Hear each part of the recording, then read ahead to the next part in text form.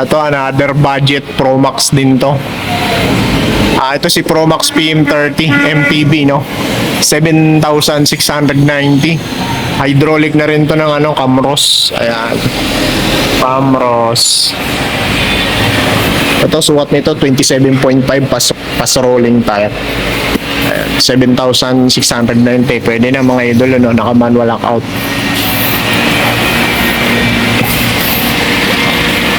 Ito si Tosi. Tosik Terminator. Ito yung bago ni Tosik ngayon. Magkano to, ma'am? Si Terminator. Alala mo yung price. Oo. 10,100. Mga ganun ang presyo nito, ma'am. Mga 10,100 daw presyo nito, mga idol, no, dito kay String. Ito bago to ni Tosik, no? Ngayon lang ulit naglabas ng ano. Wala mo nakikita nito sa ibang bike shop pa eh. Dito lang ako nakakita nito kay Striga Bikes. Ito si Tosik Terminator. Meron silang sukat dito na ano, medium. Size 29 to, mga idolo, full alloy na rin to. Ayan. Tosik ang rim niya. Skin wall tire, pass rolling. Maganda. Tapos Altus. Naka Shimano Altus ng RD yan. Ayan. Simers yung ano niya. Hydraulic brake niya. Tapos 1/9 speed to. Manual lockout yan. 1/9 speed siya. 10,100. Pwede na mga idol. Maganda na rin. Hindi lang siya naka-halotech, no? Square type button bracket. Cell bearing. Ito yung kulay nandito sa kanila. Combination ng black tsaka white. Ayan. Montage natin ang container.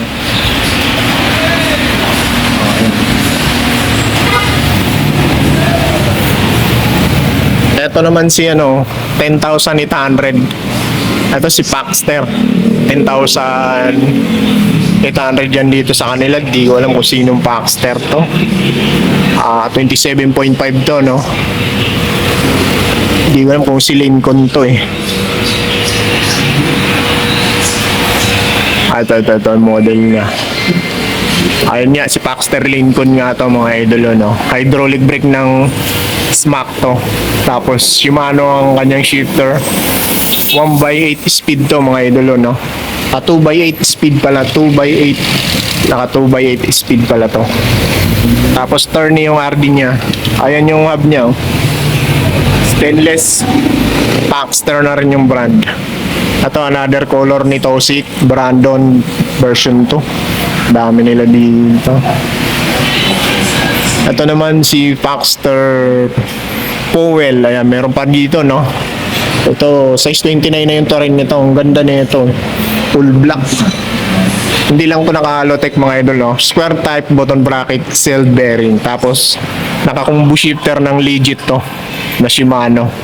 Ito, bibihira mo na makita itong mga ganitong combo shifter ngayon eh, ng mga legit. Ang gaganda naman ito eh. Ang gaganda ng shifting nito, tsaka yung preno nito kahit naka-mechanical ka lang.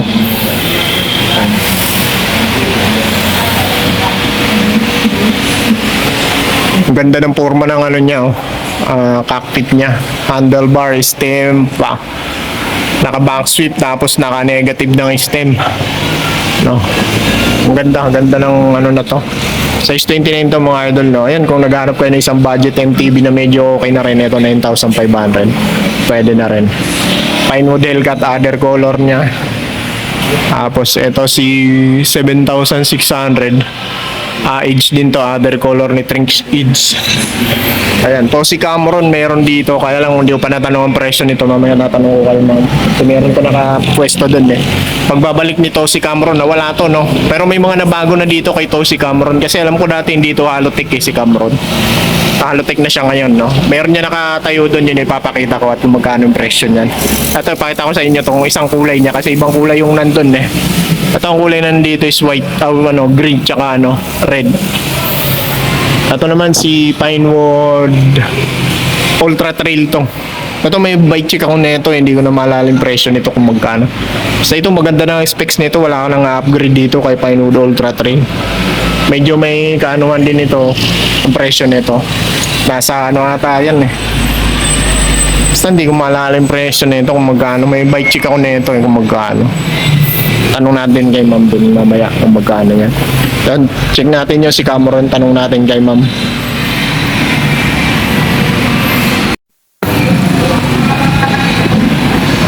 So yun mga idol, no? Ito pala si Pinewood Ultra Trail is 24,500 ang presyo nito. All goods to mga idol, no? Para ka pa project bike pag nito yung binili mo Diore 12 speed to, Tapos ang tire nito is Continental Risking. Ayan, goods na goods to. Ito yung available na kulay nila ngayon dito. Dati ang mga kulay na nabike check ko nito is yung silver tsaka yung parang walang pintura. No. Suspension port yan ni Santor yan. Tapos Shimano MT200 brake set, Sagmit handle grips. Napakaganda ng handle grips nito, napakakapit. Si Cameron is 8,200 yan mga idolo, no? Yun, pakita ko sa inyo yung isa nandun, nakatayo dun. Ito si Cameron, no? Ayan. May mga nabago na dito kay Cameron, no? Ito yung other color niya. Si Cameron. Blue tsaka gray, glossy. Tsaka sa frame, binago na rin yung frame niya. Pinaganda ng parang XC-bike na siya. Pakaporma na rin ang frame niya. Tapos Halotech na siya, 2.6. L2A5 ang RD. Tapos, ayan, Cameron ang model niya. Skin wall tire. Ayan. Tapos reflectorized rim. Ilan ba to? 1, 2, 3, 4, 5, 6, 7, 8, 9 L2A5, 9 speed. Tapos ito yung niya, hydraulic niya, Camros L2A5 din shifter. Manual lockout, coil type yan mga idol, Ayan, 8,200 budget to mga idol, Ibang parts yan, syempre alam naman natin pag budget, upgrade yun na lang pag naluma na at saka pag nasira na. Ayan, kung naghahanap kayo ng isang budget na MTB, size 27.5 pala yan mga idol, Ayun, nandun parang size 29 yun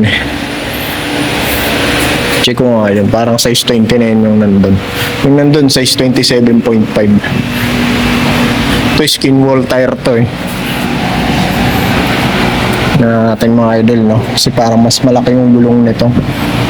Ayun, 29 nga to. Yung nandun 27.5. Pero magkapares lang ang gurong presyo yan. Ayan. Tapos dito, mga naghahanap ng folding bike, meron dito. Pakita ko sa inyo mga folding bike nila. Tayin muna natin to. Tayin ko muna. Ito mga folding bike nila. Beta, 8,600. Alloy na rin to. Ito si Beta Prey. Ito 25,000. Si Trinks Navigator to yung to. E-bike na may 25,000 yan. Trinks Navigator e-bike. Tapos ito Mountain Peak.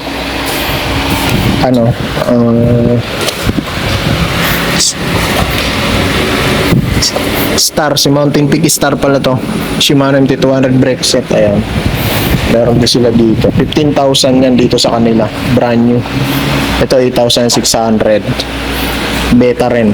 Folding bike. Alloy na rin siya. Trinks. Ito Garuda. May Garuda rin sila dito. 6,400. Alloy na rin to si Garuda.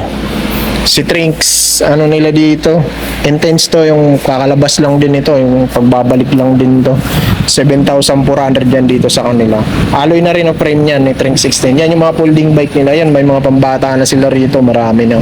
Nakaraan, wala sila mga pambata dito Mga suspension fork, marami rin dito. May RGF silang dito, throw axle, tapered 3,000. Mountain Peak Panther nila dito is ayan 3,100. Rackshack 12,000 meron yan. Marami silang yung mga malalakas na suspension fork. Marami yan dito kay Striga Bikes tandang Sora. Tapos ayan. Ito wala na to, paubos na to. Yung mga tera-tera na lang po yung red tag seal nila. Tapos dito sa mga frame, mayroon pa silang Paxter dito, nag-iisa na lang to. 27.5 to. Sino bang Paxter to?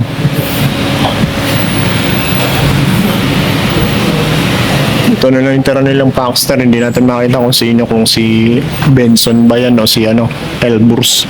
Benson ba to ma'am? Elbrus. Benson no? Benson. Mas mura si Benson di ba ma'am? Mas mura. Magkano to sa inyo ma'am?